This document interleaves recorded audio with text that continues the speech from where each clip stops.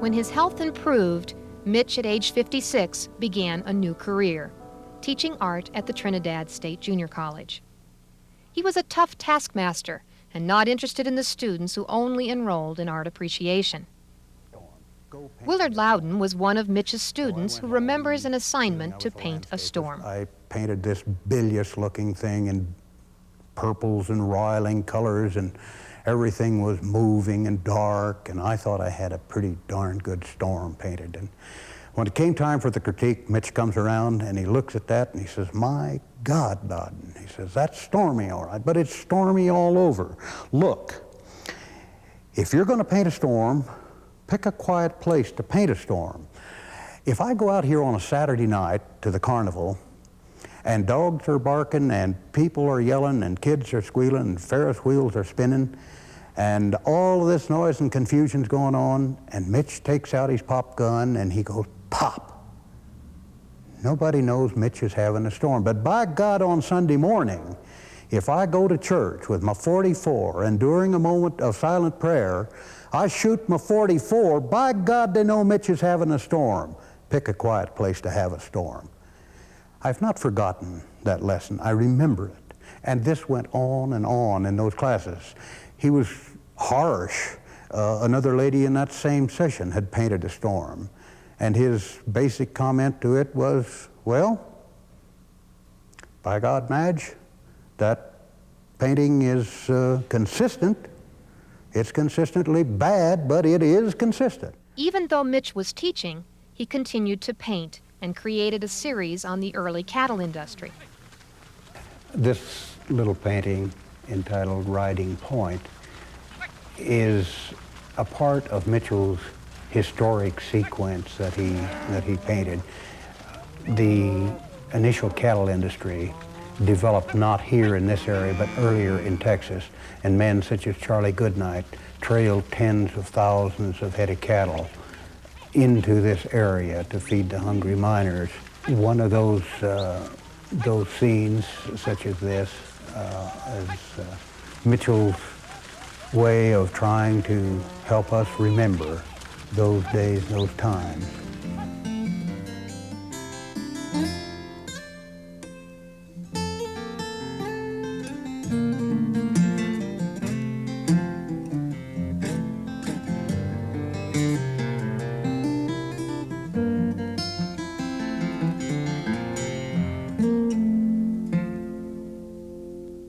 The locale for these paintings, as well as the background for many Mitchell illustrations, is the Mesa Canyon country east of Trinidad. It is rugged landscape with rim rocks, secluded hideouts, and an occasional valley. Since the earliest times, this has been the domain of cattle ranchers and remains so today. The Mesa Canyon country, with its rock formations and gradations of color, was the inspiration for a number of Mitchell landscapes.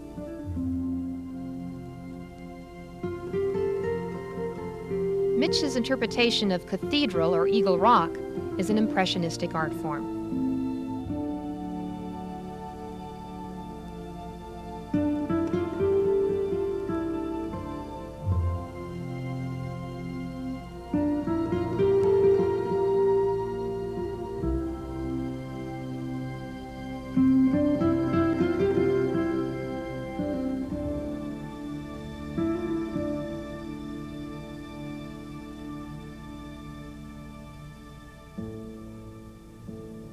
The rip-roaring town of Trinidad provided many events that sparked Mitchell's imagination. There was the Red River Kid, who belonged to a gang of desperados who traveled the outlaw trail between Canada and Mexico. Trinidad was one of their hangouts. They lived by the fast horse, the fast gun. Here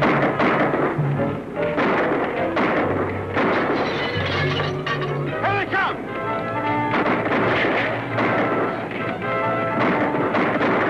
Hey, Billy!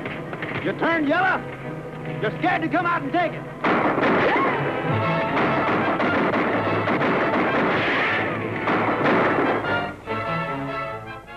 Hanging was a quick way to justice for the outlaw, but cattle rustlers and train robbers could also swing from the nearest tree or gallows. Mitch had a special interest in Black Jack Ketchum. He often told this, Rich Loudon, incident rancher and that, historian, about Black remained, Jack, who was impressed on hanged his in 1901. memory. And Mitchell was only about 10, 11 years old at the time or something, but he happened to be in Clayton right after the time, and he talked with a lot of the people that attended this hanging, and he regretted the fact that he, as a little boy, didn't get to witness this hanging. But among his memorabilia was a little card, which was an invitation to the hanging of Black Jack. Mitchell had a storehouse of ranch tales and vignettes about the West. Roy Boyd, one of Mitch's close friends, heard many of these stories. He was a master storyteller. Not only could he paint with oils, but he could paint with words. His stories were mostly the stories of his life as a boy growing up in Trinidad and interesting historical events that happened in this area. Arthur Roy Mitchell knew many stories about the Indians. Although Mitch visited the Pueblos and photographed the Indians extensively, there are only a few Indian paintings in the Mitchell collection. Prayer is a sophisticated painting that depicts an old Indian legend. Featured in the background are the beautiful Wahatoya, called the breasts of the earth or Spanish peaks. Ancient Indian gods lived on the Wahatoya, and prayers and gold offerings were made to them. No one living in the shadow of the peaks would die, and any dream of a person sleeping near the mountains would come true. The Wahatoya are spectacular peaks rising out of the plains with unusual coloration. As landmarks, they guided the explorers, trappers, and settlers into the wilderness of the southern Rockies. The Wahatoya are frequently seen in Mitchell's paintings. One of Mitchell's outstanding contributions to Western art is a collection called The Adobes. This painting is called Horno. In the arid Southwest, buildings are sometimes made from sun-baked bricks and then plastered with mud. Mitch has been recognized for his skill in capturing the authentic coloration of the adobe. This small painting of an adobe with the afternoon shadows on it is, in our judgment, one of the finest paintings of its type that we have in this collection.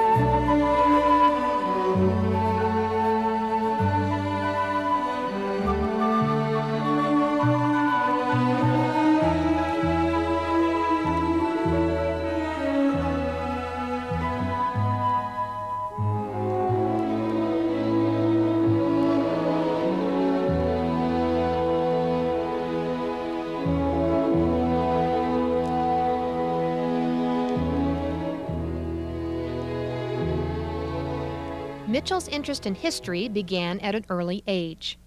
When this statue of Kit Carson was unveiled in 1913, Mitch was only 24 years old. He had helped the two sculptors by providing his own photograph of Kit Carson. Later, when Carson's coat was given to the Pioneer Museum, Mitch wrote, "Kit Carson's beaded buckskin has to be the most valuable and famous coat in all the West." Mitch was founder and curator of the Pioneer Museum that commemorates the days of the Santa Fe Trail and early cattle industry. Mitch never intended to begin a new career at age 75, but when he saw a for sale sign on this adobe house, he rallied the townspeople to save it. The house belonged to Philippe Baca, Trinidad's earliest settler and wealthy sheepman. In the courtyard building, Mitch set up the Pioneer Museum, donating many of the models he had used for his paintings. A few years later, Mitch was the driving force to save the Victorian home of cattle baron and banker Frank Bloom.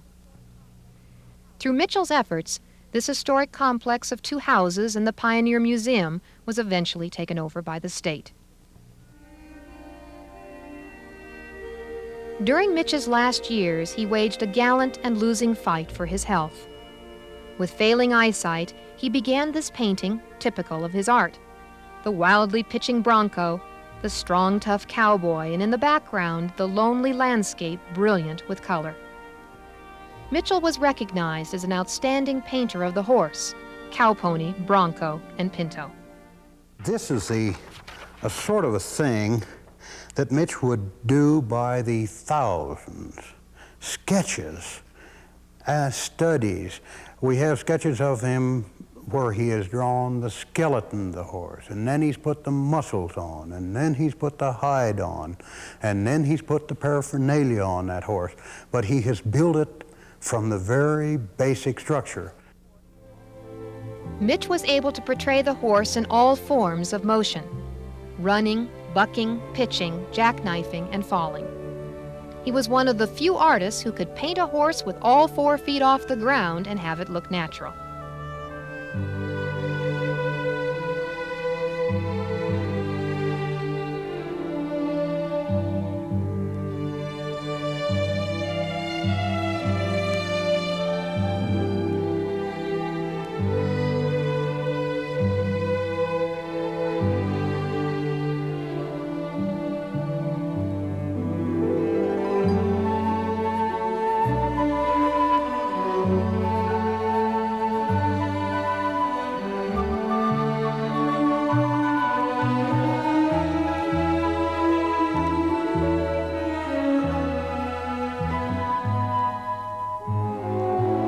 Arthur Roy Mitchell received many honors from the National Cowboy Hall of Fame, National Academy of Western Artists, and Cowboy Artists of America. This emblem commemorated Colorado's centennial in 1959. He created a simple drawing that conveyed the history and spirit of the rush to the Rockies. Mitch never promoted himself nor his art, never wanted to exhibit his paintings. He rarely sold or gave them away, for Mitch called them his children. But over the fireplace in the Roy Boyd home is a Mitchell landscape. It was just a gesture of his friendship. And he'd come here to the home and sit there and look at it. And I think sometimes he wondered why in the world he gave it away, but I wasn't about to give it back. Mitch painted many cattle drives. It was one of his favorite subjects. Once after he had finished a painting, Mitch asked Rich Loudon to come and see it. I told him, I said, Mitch, I don't know whether I can afford this, but if you ever decide you want to sell that picture, I certainly would like to have first crack at it. He never did sell the painting. It's still there. Lucille Jameson has lived in Trinidad all her life and knew Mitch from the time she was a child. I had asked Mitch for years if I could buy a painting, and he said, no, you don't want it. I said, yes, I do. So one cold Christmas Eve, my son went down to his apartment there at the museum and said, I don't have a Christmas present for my mother. I've got to have a painting. So Mitch said, well, I have one I think she'd like. And so it came. It was that easy after all that begging. Lots of people begged for paintings that didn't get them. In November 1977, Mitch's long life came to an end, just 1 month short of his 88th birthday. His art was the cowboys, gunslingers, and trailblazers who fashioned a golden age of heroism and adventure. Brushstrokes captured the brilliance of color, the golden tones of autumn. Mountains were dark with shrouds of pinyon trees, muted in distant blues, or capped with shades of red when the sun glints off the Sangre de Cristos. He gathered the remnants of bygone days, the heritage of pioneer life along the Santa Fe Trail, and left for future generations a museum. But perhaps this man of the West, artist, historian, and preservationist, wished that his life might have been different, for he once wrote, It was my good fortune, so I consider, to be born in southern Colorado prior to 1890, and to have walked among freighters, trappers, traders, men and women with colorful pasts when I was young and they were old. They were the people I most admired. I like to listen to these people of the horseback or buckskin tradition. My keenest regret was always that I was born too late.